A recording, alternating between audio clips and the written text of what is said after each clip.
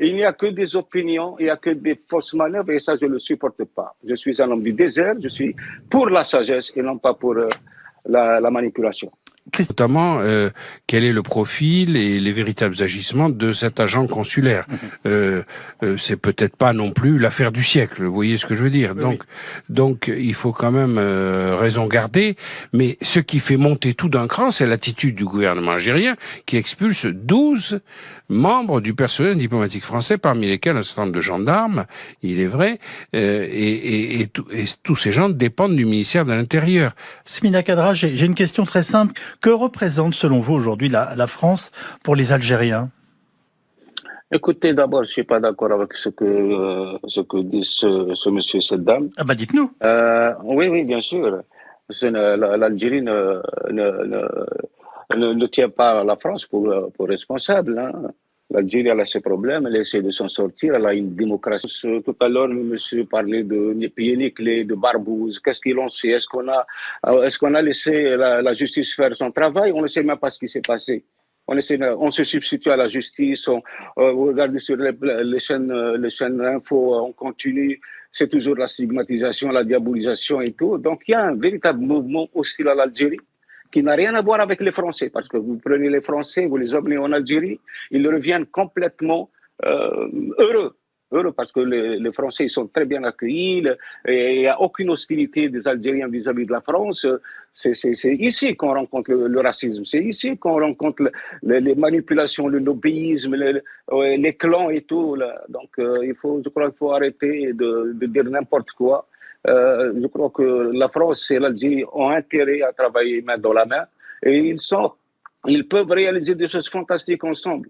Il faut arrêter, il faut aller vers ce qui pourrait apaiser les esprits, vers ce qui pourrait au moins rassurer la génération d'aujourd'hui. On ne va pas rester tout le temps otage de cette diabolisation permanente.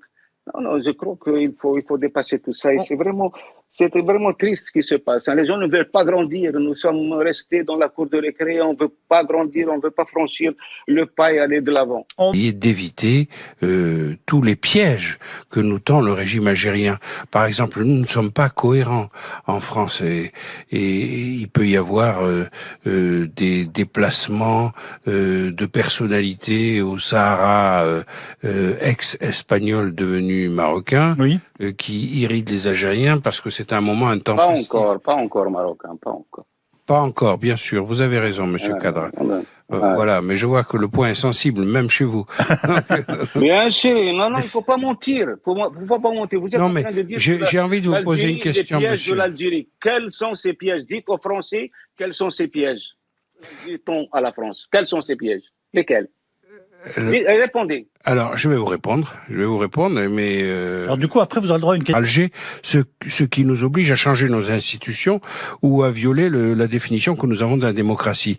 C'est vague ce que vous dites. C'est vague, c'est standard. C'est vague. Ça n'a pas de sens ce que vous dites. Ça n'a pas de sens. Bon, écoutez... Dites clairement, quels sont ces pièges? Vous dites pour les institutions, quelle institution?